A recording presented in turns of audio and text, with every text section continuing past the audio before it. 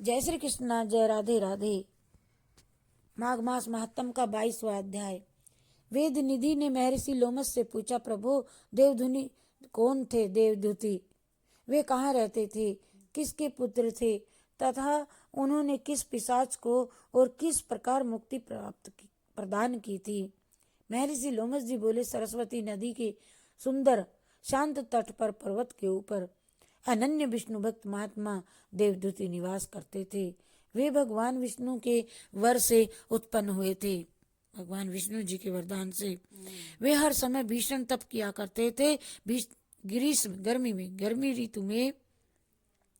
ग्रीष्म ऋतु में वे सूर्य की ओर दृष्टि केंद्रित करके पंचाग्नि में तपा करते थे। वहां ऋतु में खुले हुए मैदान में बैठकर तप करते थे तथा जाड़ों में सरस्वती के नदी के शीतल जल में खड़े होकर के तप किया करते थे। तप करने के साथ ही तपस्वी देवदूती चंद्रायण व्रत की विधि से जीवन व्यतीत करते थे। इस तरह उन्हें जीवन व्यतीत करते हुए 1 सहस्त्र वर्ष हो गए थे। उनकी तप एक क्षीण काया मांस से रहित हो गई थी। मात्र अस्थियां दिखाई, नाड़ियां व नसों के रूप में शेष रह गई थी। तथापि उनकी मुखाकृति पर प्रभा मंडल के रूप में छाए हुए विष्णु भक्ति के तेज पर किसी की दृष्टि स्थिर नहीं होती थी। स्थिर होना संभव न था। विष्णु भक्त देवदूती प्रतिदिन सुगंधित पवित्र पुष्पों द्वारा वेद शुक्ति का परम मनोहर स्तोत्र पढ़ करके भगवान विष्णु जी का पूजन किया करते थे। एक दिन वैशाख मास की एकादशी को वह मगन मन से भगवान पूजन में लीन थे कि उनकी स्तुति से प्रसन्न होकर भगवान विष्णु गरुड़ पर आरूढ़ होकर के उनके सामने उपस्थित हो गए।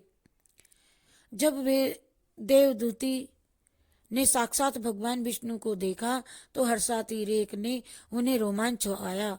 वह अपनी सुध बुध भूलकर भगवान पर दृष्टि केंद्रित कर उन्हें अपलक निहारते रहे।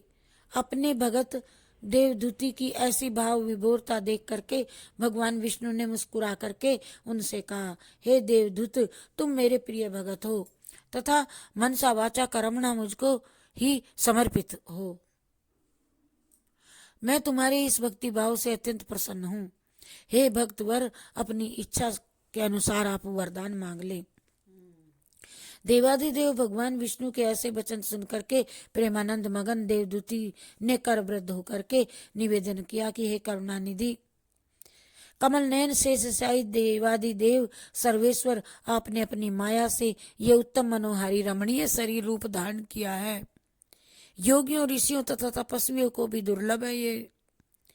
आपके दर्शन पाकर के प्रभु मैं कृतार्थ हो गया। हे प्रभु, आपके दर्शनों से श्रेष्ठ और कौन सा वर है जो मैं तुमसे मांग लूं?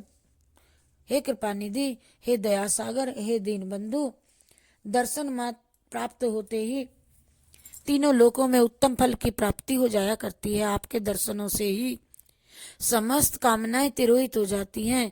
आपके दर्शनों से श्रेष्ठ ऐसी कोई वस्तु नहीं जिसकी मैं याचना करूं तुमसे। हे लक्ष्मीकांत, मैं आपसे एकमात्र यही वर मांगता हूं कि मेरे हृदय में सदैव आपकी भक्ति बनी रहे। मेरी अन्य कोई कामना नहीं, केवल आपकी भक्ति, अचल भक्ति की ही मेरी एकमात्र अभिलाषा है। अपने भक्त देवदूती के ये वचन सुन करके भगवान विष्णु ने कहा, हे भक्त प्रवर देवदूती, तुम्हारी कामना नीति, धर्म और भक्ति से ओतप्रोत है। हे निषाद, हे निष्पाप,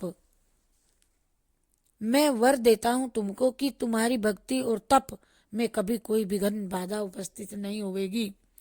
साथ ही तुम्हारे द्वारा निर्मित इस स्तोत्र को पढ़ने वाले भक्त जनों के समस्त पापों और संतापों का नाश होगा। भक्ति भाव से इसका पाठ करने वाले दैहिक, देविक, भौतिक पापों व संतापों से मुक्त होकर के मेरे परम धाम विष्णु लोक को प्राप्त करेंगे। मेरा यह वचन संशय रहित सत्य है। महात्मा देवदूती ने ऐसा कहने के पश्चात भगवान विष्णु अंतर्धान हो गए और विष्णु भक्त देवदूती पुनः भगवान विष्णु की भक्ति में लीन हो गए। इति श्री पद्म पुराणे माघ महात्म्य में 22वां अध्याय समाप्त। हरि शरणम हरि शरणम हरि शरणम हरि शरणम हरि शरणम हरि शरणम हरि शरणम हरि शरणम। जय माघ मास महात्म की जय हो।